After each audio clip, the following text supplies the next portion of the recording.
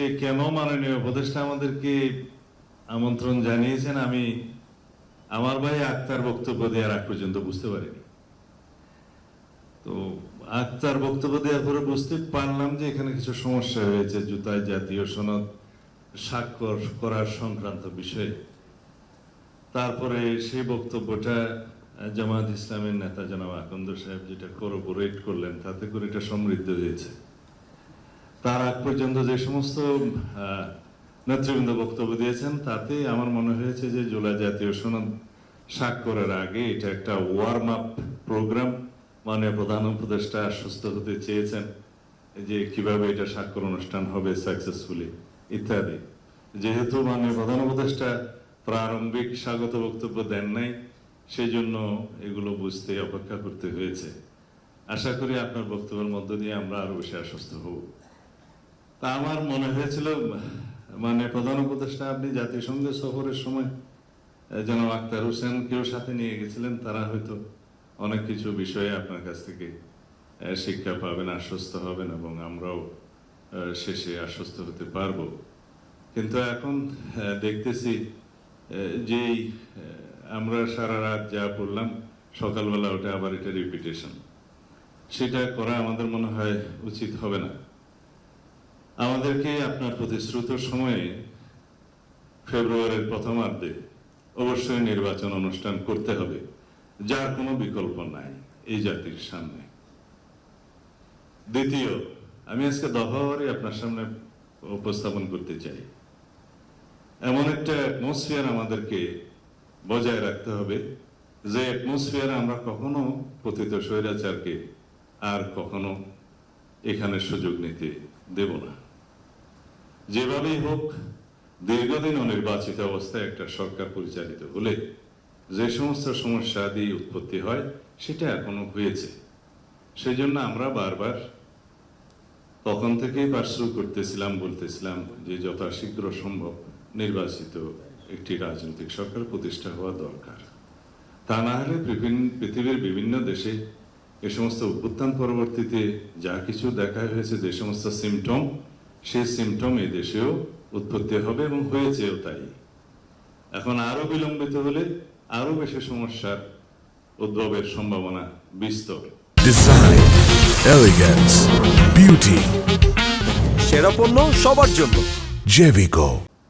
জুলাই জাতীয় সনদ প্রণীত হয়েছে, প্রায় স্বাক্ষরের জন্য অপেক্ষায় আছি।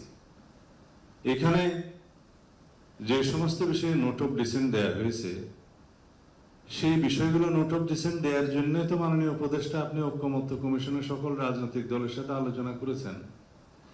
যদি এখানে কোনো নোট অফ ডিসেন্ট নাই দেওয়া হতো, কিছু কিছু বিষয় অনৈক্য নাই হতো, তাহলে জাতীয় ঐক্যমত্য কমিশন থেকে যে সমস্ত প্রস্তাব দেয়া হতো সবাই একমত হয়ে যেতাম, আর কোনো আলোচনার প্রয়োজন ছিল না। সমস্ত প্রস্তাবে যদি সবাই একমত হতো আপনাদের আমরা, তাহলে দীর্ঘ এই 12 মাস পর্যন্ত আমাদের এই চর্চার প্রয়োজন হতো না মাননীয় উপদেষ্টা।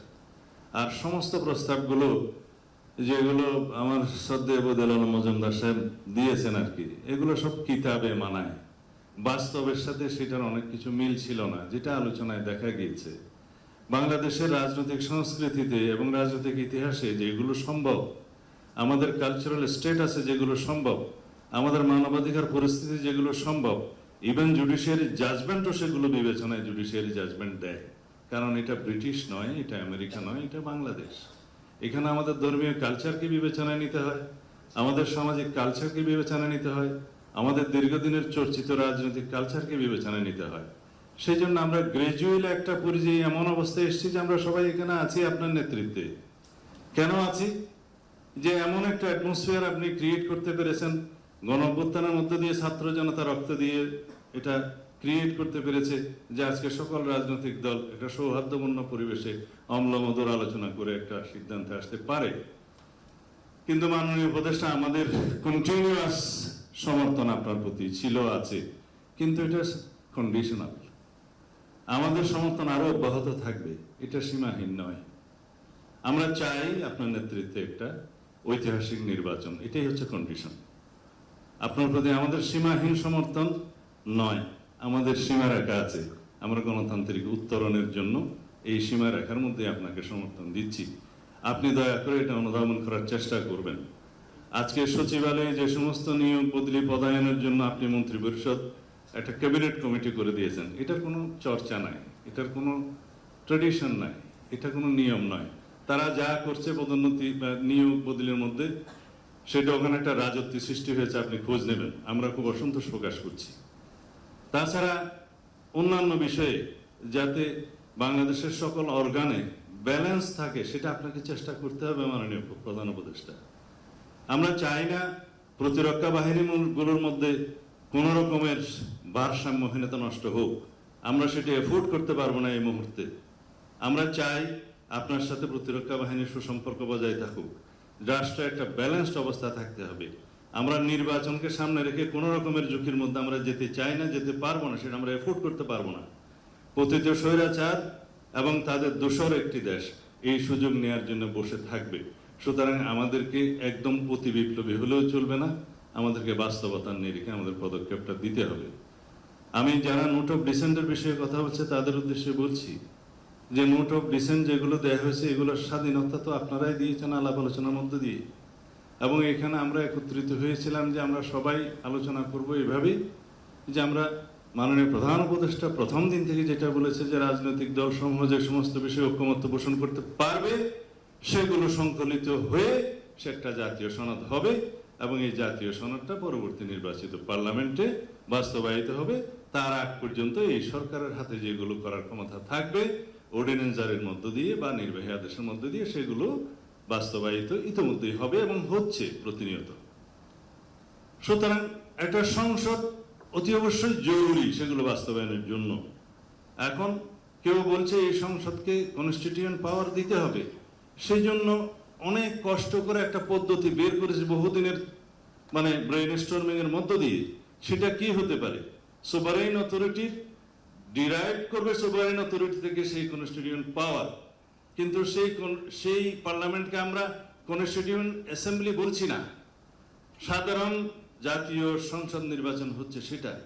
কিন্তু পাওয়ারটা থাকতেছে যদি আমরা একই সাথে গণভোটের মধ্য দিয়ে কনস্টিটিউয়েন্ট পাওয়ার যারা দিতে পারে আর্টিকেল 7 অনুসারে সেই জনগণের, তারা রিপাবলিকের সর্বময় ক্ষমতার মালিক, তাদের পক্ষ থেকে যখন সেটা কনসেন্ট আসবে তখন সেটা কনস্টিটিউয়েন্ট পাওয়ার হচ্ছে, এবং সেই কনস্টিটিউয়েন্ট পাওয়ার অনুবলে আমরা সেগুলো করতে বাধ্য হব। যারা পার্লামেন্টে যাবে তাদের উপরে ইম্পোজ করা হচ্ছে, কেউ এদিক থেকে নড়তে পারবে না। হ্যাঁ, সেই পার্লামেন্ট তার বাইরেও অনেক অ্যামেন্ডমেন্ট নিতে পারবে রাজনৈতিক অঙ্গীকার অনুসারে, জনমতের ভিত্তিতে, আলাপ আলোচনার মধ্যে দিয়ে, বাট এগুলো তাদেরকে অবশ্যই নিতে হবে। সেটা ওখানে হচ্ছে, এই প্রক্রিয়ায় আমরা গেলাম।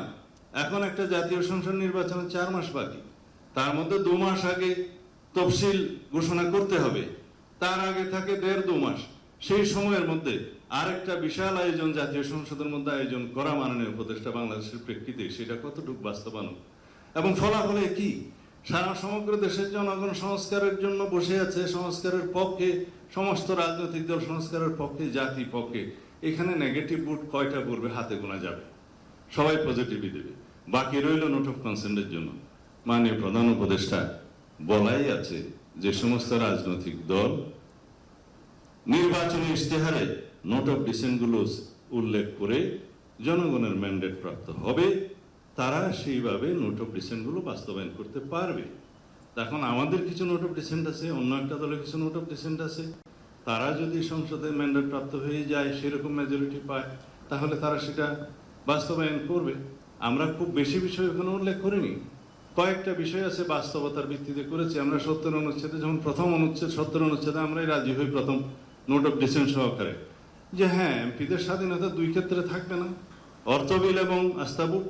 বাকি অনেকে বলছে এটার সাথে সংবিধান সংশোধনও থাকতে পারে, এগ্রিড। আমরা বলছি তার সাথে আরেকটা থাকুক, যে দেশে যুদ্ধ পরিস্থিতির মতো কোনো পরিস্থিতি হলে সেই সময় যেন এমপিরা স্বাধীনভাবে ভোটটা দিতে না পারে দলের পক্ষে। এটা খুব মেজর কিছু নয়। প্রধান বিচারপতি নিয়োগের ক্ষেত্রেও একই। কেউ বলেছে আপিলের ডিভিশন থেকে নিয়োগ করতে হবে, সেটা একটা ডেভেলপমেন্ট, আগে সেই বাধ্যবাধকতা ছিল না, যে কাউকে বানানো যেত। আমরা বলছি এটা এগ্রি, কিন্তু 2 জনের অপশনটা প্রেসিডেন্টের হাতে থাকা এই জন্যই ভালো, যে হঠাৎ করে যদি কেউ সিনহার মতো লোক এসে যায় সেই ক্ষেত্রে একটা অসুবিধায় পড়তে হবে জাতিকে। কারণ যে সমস্ত রিক্রুটমেন্ট হয়েছে জুডিশিয়ারিতে, আপনারা সবাই জানেন যা আরো 15 বছর লাগবে এগুলো ক্লিন আপ হইতে। তো সুতরাং একটা অপশন থাকলো, এগুলোই নোট অফ ডিসেন্ট ছোটখাটো। আমরা বলেছি আমরা দ্বিতীয় চেম্বার চাই, আপার হাউস চাই, 100 সদস্যের চাই, কিন্তু সেই নিয়োগ প্রক্রিয়া বা মনোনয়ন প্রক্রিয়া বা নির্বাচন প্রক্রিয়া নিয়ে একটু নোট অফ ডিসেন্ট আছে, 2 রকম প্রক্রিয়া আছে, এগুলোই সামান্য নোট অফ ডিসেন্ট। এখন যদি প্রতিটা প্রশ্ন গণভোটে আসে, সেই গণভোট একটা অসংখ্য প্রশ্নাবলীর একটা সংকলিত বই হয়ে যাবে, আর ব্যালট থাকবে না। সেই জন্য আমরা বলছি যে জাতীয় সনদটা যেভাবে প্রণীত হয়েছে আমরা সবাই সেভাবে স্বাক্ষর করি, করার পরে সেটা পাবলিশ হবে, ওয়েবসাইটে যাবে, সরকার পাবলিশ করবে, ইলেকশন কমিশন পাবলিশ করবে, সমস্ত নির্বাচিত দল, সমস্ত রাজনৈতিক দলগুলো তাদের ইশতেহারে দিবে, জনগণ অবহিত হবে। ইন টোটাল একটা গণভোট হবে যে এই জুলাই জাতীয় সনদের পক্ষে আপনারা আছেন কি না, হ্যাঁ অথবা না বলেন, ছোট্ট একটা ব্যালট, এই একটা মাত্র কোয়েশ্চেন। এখন যদি এই জুলাই মানে গণভোটটা যদি আগে হবে না পরে হবে, এটা তো ঘটনা একই। এটা তাল দপ করিয়া পড়িলেও না পড়িয়া দপ করিলেও কথা তো একই। এটা হ্যাঁ বলবে অথবা না বলবে। এখন যদি একই দিনে একটা ছোট্ট ব্যালটে গণভোট হয়, সেটা আমাদের জন্য সবচেয়ে সুবিধাজনক এবং আলাদা ব্যয়বহুল হবে না, আলাদা ম্যান পাওয়ার অ্যারেঞ্জমেন্ট করতে হবে না, আলাদা নির্বাচনী বাক্স হবে না, আলাদা বুথ চেম্বার হবে না, এবং সমস্ত জনবল হবে না, অনেক কিছুই হবে না আরেকটা নির্বাচনের মতো। আমরা মনে করি যারা আগে গণভোট অনুষ্ঠানের জন্য পার্শ্ব করছে, সেটা অবশ্যই তাদের অধিকার আছে, কিন্তু এটা কতটা যৌক্তিক আপনারা সবাই একটু চিন্তা করে দেখবেন। এবং আমরা মনে করি সেটা নির্বাচন বিলম্বিত করার একটা প্রয়াসও হয়তো বা হতে পারে, আমাদের কাছে তাই মনে হয়। তো সুতরাং আমরা একটা সমাধানে যাই, মাননীয় প্রধান উপদেষ্টা। আমরা আরো অনেক কিছু বিষয় এখানে বলতে পারতাম, কিন্তু আমি লিমিটেড থাকতে চাই। আজকে জুলাই জাতীয় সনদ স্বাক্ষরের অনুষ্ঠানকে কেন্দ্র করে আরো অনেক বিষয়ে বলতে চাইলেও আজকে বলবো না, কিন্তু সার্বিক বিবেচনায় আমরা মনে করি আমরা আজকে ঐক্যবদ্ধ হয়েছি, সবাইকে নিয়ে আমরা একসাথে বসছি। আমাদের মধ্যে অনেক তর্ক বিতর্ক হয়েছে, অম্লমন্দুর অনেক তর্ক হয়েছে, শেষ পর্যন্ত আমরা একটা কনক্লুশনে আসতে পেরেছি এবং আমরা সেটা প্রণয়ন করেছি। আজকে এসে যদি আবার সকালবেলা যেভাবে শুনলাম যে অঙ্গীকারনামার ওই দফাটা থাকলে অমুক অমুক পার্টি স্বাক্ষর করবে না, তাহলে কি করতে হবে? এটা দফাওয়ারি জায়গায় সব লিখতে হবে যে কি কি আছে নোট অফ ডিসেন্ট। ঠিক আছে, লিখুন। দফাওয়ারি জায়গার বিপরীতে যদি আপনি লিখতে চান, আপনার পৃষ্ঠা 40টা না হয়ে হয়তো 50টাতে উপনীত হবে, কারণ প্রত্যেকটার পিছিয়ে পিছিয়ে এক একটা প্যারাগ্রাফ আপনাকে একই কথাগুলো লিখতে হবে। কিন্তু অঙ্গীকার নামে থাকলে সেটা লিখতে হতো না। সেকেন্ডলি আসলো গণভোট আগে না পরে, সেটা তো এখানে জুলাই জাতীয় সনদের অন্তর্ভুক্ত কোনো বিষয় নয়। জুলাই জাতীয় সনদ হচ্ছে একটা সনদ, সেটা স্বাক্ষরিত হবে। বাস্তবায়নের জন্য সুপারিশ যেটা করবেন সেটা জাতীয় ঐকমত্য পরিষদ কমিশন সরকারের কাছে রিকমেন্ডেশন দিবে যে এই প্রক্রিয়ার মধ্য দিয়ে এটা বাস্তবায়ন করা যায়। It is not part of the charter. July জাতীয় সনদের অংশ সেটা নয়। এটা নিয়ে আলাদাভাবে আপনারা কথা বলতে পারেন। তো বাকি রইল এখন আমরা কিভাবে জাতির সামনে এই জিনিসটা উপস্থাপন করতে পারি, সেটার বিষয়ে আপনারা যদি আমাদের এই সমস্ত আলাপ আলোচনার প্রেক্ষিতে সন্তুষ্ট না হন, মানে প্রধান উপদেষ্টা আপনি আজকে বলতে পারেন যে আপনার সিদ্ধান্ত কি। আমরা সবসময় আপনার সিদ্ধান্তের প্রতি সবসময় শ্রদ্ধাশীল। আশা করি আপনি জাতির ঐক্যের প্রতীক হিসাবে এবং বিশ্বের একজন বরেণ্য ব্যক্তিত্ব হিসাবে আপনি আপনার সিদ্ধান্তটা প্রকাশ করবেন। আমরা 17 তারিখে 4টার সময় জুলাই জাতীয় সনদে স্বাক্ষর করার জন্য প্রস্তুত আছি এবং আশা করি যেভাবে আমরা একত্রিত হয়েছি, একমত হয়েছি, চার্টারে আমরা with note of dissent clearly আমরা আটার করি, সেইভাবে আমরা সেটা দস্তখত করি, তাহলে পরে আমরা বিশ্বের কাছে একটা নজির স্থাপন করতে পারবো। আপনাদের সবাইকে ধন্যবাদ।